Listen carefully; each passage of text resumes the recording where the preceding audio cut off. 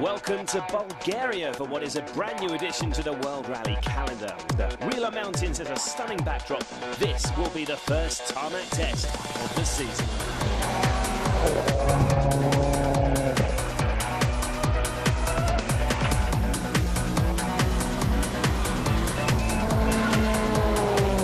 And with this being a totally new event, what do the drivers make of the stages? For me, this is like a mixture of Rally Catalonia, Corsica and Bulgaria. Some places really fast and wide, and other places fast also, but really narrow and bumpy. Blind corners more or less everywhere, with trees and branches and grass hanging over the roads everywhere, so it's like driving in a tunnel, so you have to be very accurate on the pace notes and have a good confidence, I must say. It was very difficult to get the notes right, like there's so many long corners, and with all the trees and bushes growing like on top of the road, you can't really see where the corner actually tightens. It's very slippery, a lot of long corner, but it's nice. The stages are good, interesting, so we will see. So this is what lies ahead for the first of the tarmac rallies. Rally HQ is based in the ski resort of Borovet, 70 kilometres south of the capital, Sofia, with the service area further down the road in Dolna Banja. There are only 14 stages, but these still add up to 354 competitive kilometres. After a 5-week break, there's been plenty happening in the WRC, with the biggest news coming from the Petter Solberg camp, where long-time co-driver Bill Mills has decided to take a break from the sport after 152 events with Petter. It's terribly sad, you know, but he decided himself that maybe enough is enough, and, you know, maybe he's tired and had a lot of other things to do, and we have to respect that. Petter is joined by Northern Irishman Chris Patterson, who won the Production Cup with Nasser Al-Attiyah back in 2006. But this is a whole new ball game. For me personally, you know, it's a great challenge. You know, the notes are quite difficult and quite technical, and obviously, you know, the car is very, very fast, and Petter is, of course, as we know, one of the best drivers in the world. So, you know, my focus is just going to be absolutely 100% on getting the notes correct for Petter. Also in the news is Sebastian Ogier, who's been promoted to the main team for gravel events after his stunning win in Portugal. Team boss Olivier Canel explains the thinking behind Citroen's decision. Ogier is a team M2. He's scoring points, and at the end it's not good for the team M1, so I do prefer to have Ogier to score for the team M1 instead to get points for the team M2. And Ogier's performances have caught the eye of Ford, who also made an official offer to the Frenchman to join the team in 2011. We have made Sebastian an offer. We're obviously always looking at ways to try and strengthen and improve our performance, and we felt that obviously, you know, with his results and the fact that he was available, he hadn't signed any contracts, so that's the situation. Ogier has said that he will make his decision by Finland. There are changes at the Stobart Ford team as well. Henning Solberg will drive a Fiesta S2000 car for the 4 tarmac rallies this season, starting here in Bulgaria. His place for this rally is taken by Swede Per Gunnar Andersson, who last drove a WRC car for Suzuki back in 2008. Great opportunity that I never could think of in the beginning of this year, and I got a phone call and the message that they asked me to come and do the rally. I was really happy. At the moment it's a run-off, but you never know. With a decent result we might be able to get some more rallies.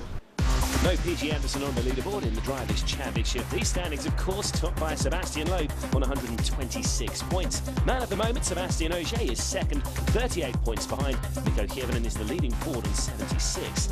Citroen are also on top in the Manufacturers' Championship. Their lead over Ford here, 26 points. Rally Bulgaria got underway yesterday evening at the ceremonial start. Fans turned out in their thousands at the Sabakov Stadium to get their first view of the world's leading rally drivers. And the biggest attraction was Citroën star Sebastian Loeb, with the fans toughing it out as the rain came down so they could see the world champion start Bulgaria's first ever WRC event. The rain has thankfully cleared the following morning as we join the drivers out near the start of the first stage. This is the time to go through any last-minute checks and to warm up and focus the mind on the job ahead. Before we join the action, this is what's coming up on the opening day of Rally Bulgaria.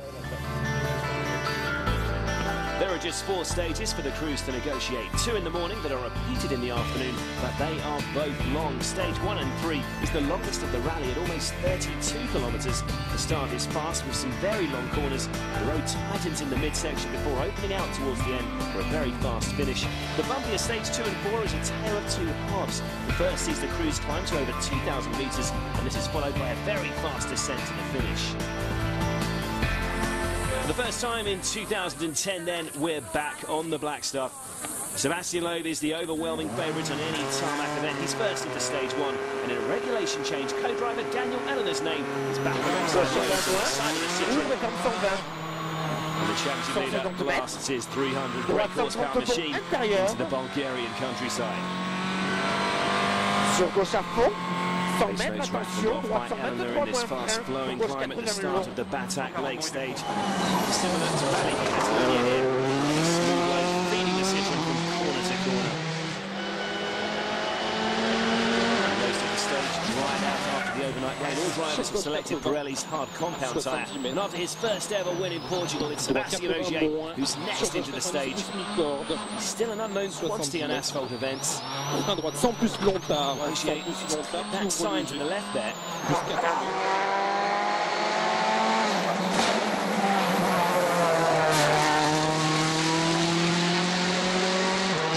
Third on the road is Mikko Kievinen.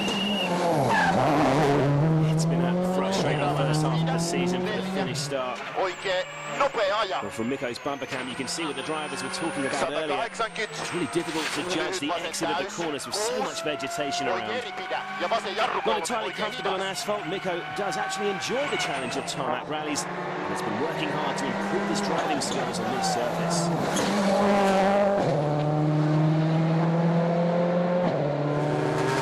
Another familiar sight with the name Patterson alongside Petter Solbergs.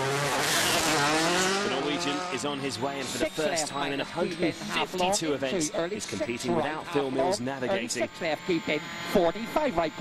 Patterson is an experienced co-driver though, and the new partnership seems to have a good understanding.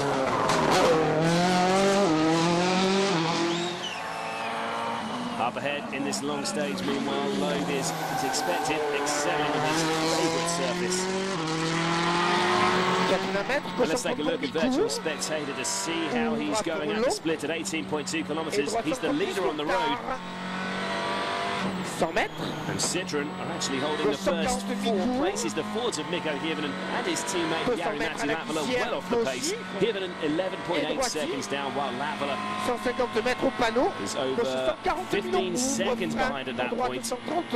Early days, of course, but Loeb's tarmac domination is showing little sign of easing up in Bulgaria. Sebastian will be delighted with that start. It was really a good stage for me. Conditions are okay. I was quite happy with my notes. I was a bit anxious before the start because it's a new rally and with difficult part to note and some slippery part also, but I was quite happy. The feeling was very good. Back in the stage, Loeb's compatriot and namesake Ogier is attacking hard in this fast finish at Batak Lake stage. Descent from the mountain means it's been hard work on the brakes, but Sebastian looks to have conserved his C4 well. Taking a look at the clock, he is going to be slower than the imperious Loeb.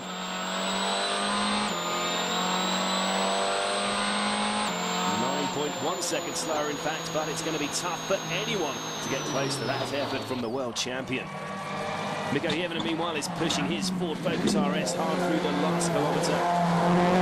His best finish on time has Corsica a couple of years ago, but with the Citroens looking so strong, the podium finish could be a big ask here. Hirvonen is a worrying 18 seconds off Loeb's pace. Well, can't be really too proud of that. Wasn't a good start. Didn't have a good rhythm either, but you know, hopefully we can improve a bit and go faster on the next one.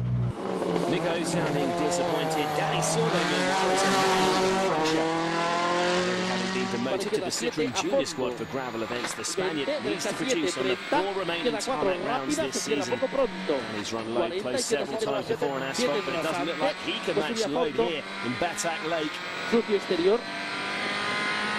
No, even tarmac specialist Sordo is a lot slower, 8.6 seconds away from Seb's time, but Danny is the best of the rest through so far.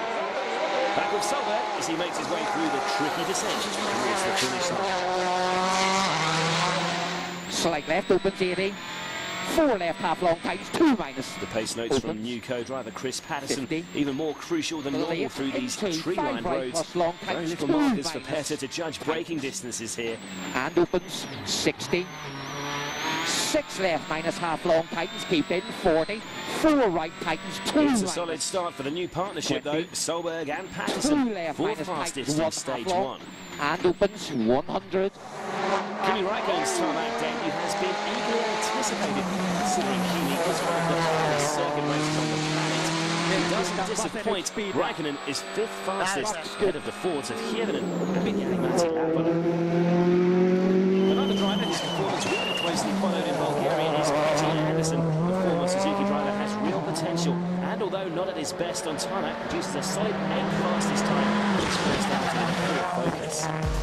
It's a Citroen top 5 though after the opening stage in Bulgaria. Loeb has stormed into an early 8.6 second lead, with Sordo and Ogier separated by just half a second.